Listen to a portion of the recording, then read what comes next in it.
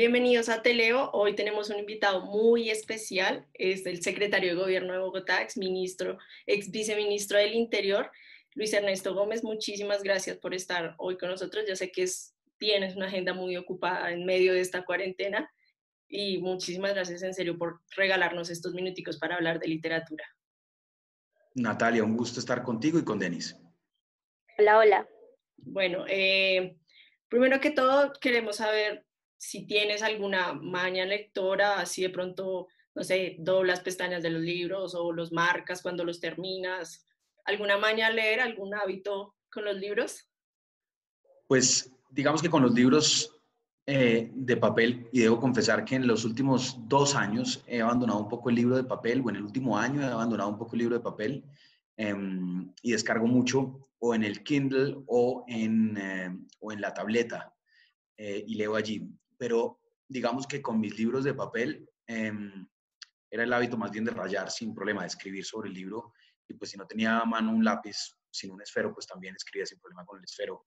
Digamos que no me preocupaba, era como la tranquilidad de que no tengo que darle ese libro a nadie más, ni lo voy a regalar, sino que mi anotación es mía. Ok.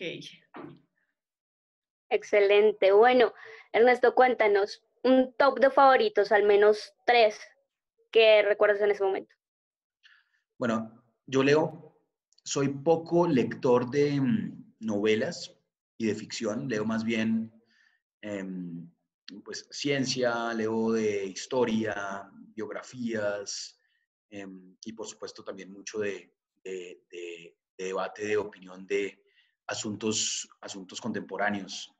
Y dentro de esas opciones, y digamos, hay un libro que forjó mucho mi pensamiento y también un pensamiento crítico frente al mercado. Yo soy economista de profesión, y es un libro de Karl Polanyi del año 1944, publicado en Londres, y es básicamente la crítica, a mi modo de ver, la crítica más aguda a la economía de libre mercado, o al dogma de la economía de libre mercado, que era, digamos, la regla general en las escuelas y en las facultades de economía, incluso de filosofía económica, y de economía política en el mundo. Y fue una crítica muy aguda justamente a ese sistema de pensamiento y a la eficacia, digamos, de ese sistema de pensamiento para organizar un sistema productivo.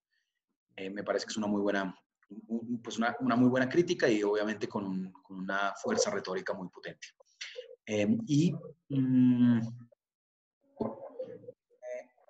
Trabajo con un libro que es muy bueno en clase, en la facultad de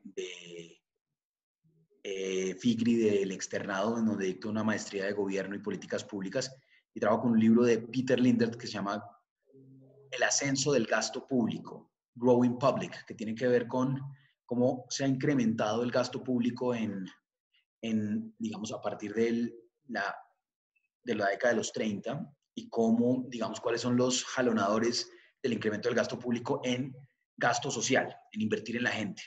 Y demuestra con un análisis muy robusto de décadas de estudio económico y de historia económica, demuestra que no hay ninguna relación entre gastar en lo social, entre gastar por ejemplo, en darle pensiones a los adultos mayores, en darle licencia de maternidad a las mujeres, en darles beneficios a los estudiantes para que estudien, en vez de estar trabajando para que estudien, beneficios económicos, subsidios de vivienda. Hay una serie de gastos, digamos, que se consideran en el debate tradicional político.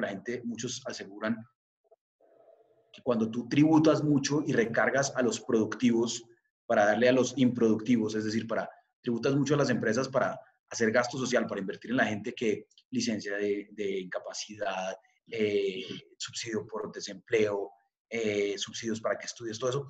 Hay un argumento político que asevera que eso termina mal, que eso termina afectando la economía, que las economías que gastan tanto en lo social no crecen.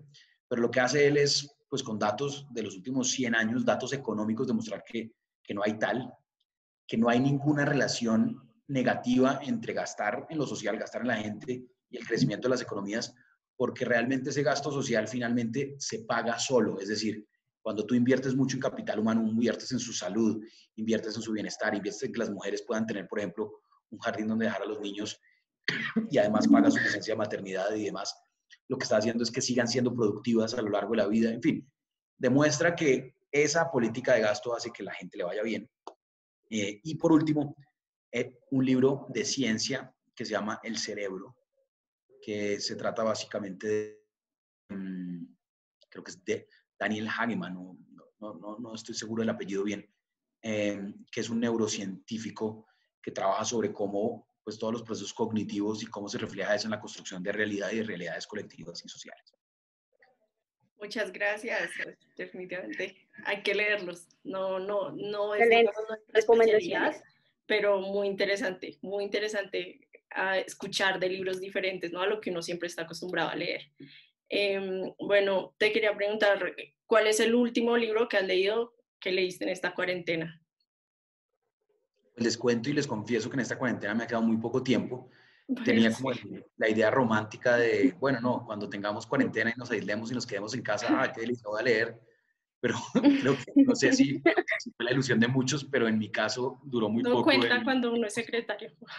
duró muy poco el gusto porque me tocaba estar en la calle todo el tiempo. De hecho, ahorita que se retomó la cuarentena, me toca estar más en la calle que antes.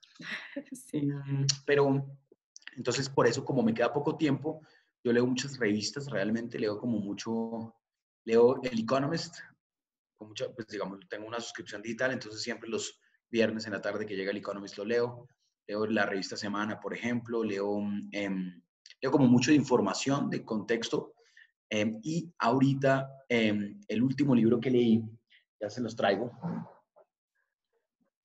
y ha sido bastante bueno para esta pandemia, se llama Nadar en contra de la corriente, de Cristina Bicchieri, que es un libro que trata, no, creo que no lo mostré, Nadar en contra de la corriente de Cristina Bicchieri, que es un libro que básicamente trata de cómo los relatos colectivos, que son los que forjan nuestro comportamiento, los relatos colectivos como por ejemplo que con un papel, con el dibujo de una persona ahí encima, yo puedo ir a una tienda, comprar algo, que doy ese papel y que alguien me da algo a cambio y que yo estoy dispuesto a ir a trabajar por ese papel, pues es una ficción colectiva que todos estamos dispuestos a creer, que es la del dinero, digamos. Eh, Así como hay muchas otras ficciones, por ejemplo, la personería jurídica para los abogados. Los abogados lo que hacen es construir un universo de ficciones. Entonces, pues la personería jurídica de una empresa, pues es una ficción porque no existe sino en nuestras mentes, no existe sino es, y puede que lo radiquemos en una notaría y puede que tengamos, pero al final solo existe en la capacidad de que haya muchas personas que crean en lo mismo. Y por eso la importancia de que la ficción no solo sea mi ficción, sino que sea una ficción que se constituye en un relato colectivo, en un relato de muchas personas. Y cuando ya se convierte en un relato colectivo, en un relato de muchas personas, ahí se vuelve realidad. Entonces, esto básicamente trata de cómo con muy poco se puede cambiar el comportamiento de toda una sociedad. Y en estos momentos que estamos en pandemia, pues lo que hemos tenido que hacer es cambiar el comportamiento de las personas de manera muy drástica frente a sus hábitos de vida. Yo creo que el lavado de manos, por ejemplo, no era un tema cotidiano. El uso del tapabocas se implementó en cuestión de días. Eso es increíble. O sea, que una norma social como el uso de tapabocas se generalice, y hay muchos países que no lo han logrado. Es un tema cultural bien interesante. Países y ciudades que no lo han logrado. Que ese tema se haya convertido en una norma social generalizada en tan poco tiempo, por ejemplo, aquí en Bogotá, tiene que ver con que uno imita y hay una vocación de imitación. Entonces, la importancia de que todos los grandes referentes, digamos, se pongan el tapabocas. Les doy un ejemplo. En Estados Unidos, a pesar de que todos tenemos la misma información sobre el tapabocas, pues allá se volvió un tema casi que de ideología política. Entonces, yo estoy con Trump, pues no uso tapabocas. Si yo estoy con los demócratas, entonces sí uso tapabocas, digamos, que es algo absurdo. Ese tipo de cosas pues, jugarán un rol en quién usa tapabocas y no, pero al final eso tiene que ver justamente con esa construcción de relatos colectivos y con la capacidad que tienen unos pocos de contagiar ejemplo, de contagiar cambios de comportamiento y eso a la vez pues afecta pues, todo un proceso de política pública que es lo que me interesa a mí. Ok. Muchas gracias por esa respuesta. Me parece súper interesante porque hablas de ese universo simbólico y nosotros vemos el universo simbólico desde la literatura, es decir, todas las construcciones artísticas hacen parte del universo simbólico y ese que tú mencionas también existe, pero es como un poco más pragmático, es otro punto de vista de ese mismo universo de símbolos que construimos en sociedad. Quería preguntarte, ¿algún libro que no hayas terminado de leer, que intentaste y finalmente se abandonó?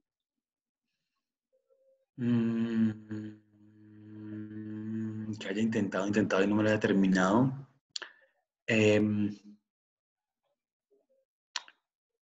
Pues, digamos, varios no los termino, la verdad, porque no, pues porque pues me aburro, digamos, no me parece que sea tan, o sea, no me engancha.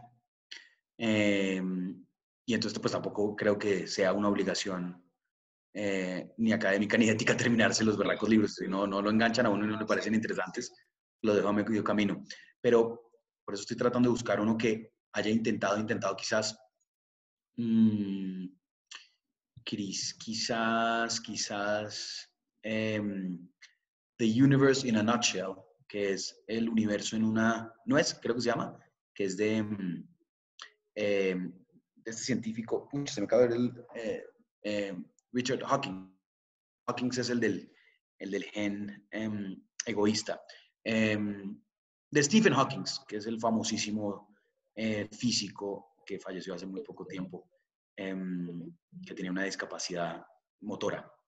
Pero ese libro, que me parecía muy interesante poder entenderlo a fondo, El universo en una nuez, pues lo leí, y digamos, entendía una buena parte y después, como decía, no, definitivamente ya no estoy entendiendo, esto es física muy avanzada para mí, a pesar de que era bastante didáctico y volvía, pero ese nunca me lo terminé. Okay. A pesar de intentarlo como 2 veces, releer algunos capítulos, no me lo terminé. Ok, para terminar, quisiéramos saber un libro que piense que todo el mundo debería leer, que sería un necesario para las personas.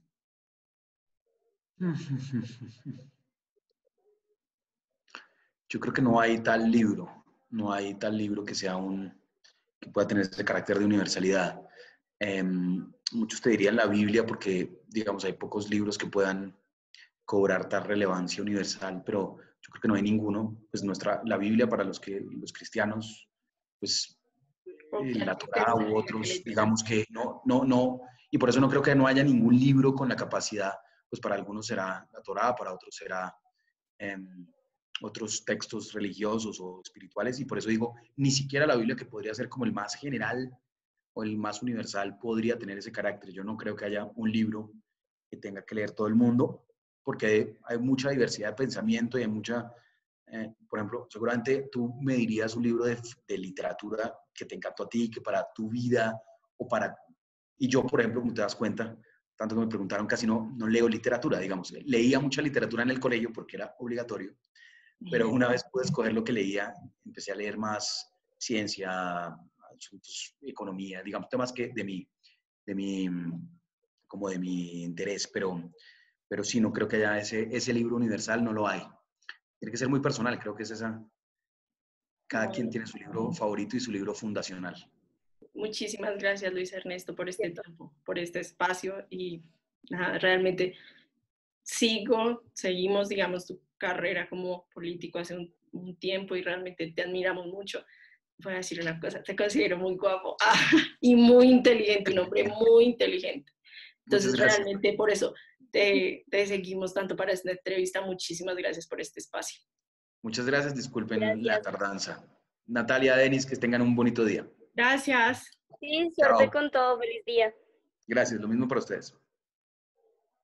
Bueno, chao, gente que nos acompañó. Muchas gracias por estar con nosotros. Hoy tuvimos una perspectiva bien diferente de la lectura gracias a nuestro invitado y estamos súper agradecidas. Los esperamos en otro video. Sigan conectados con Teleo.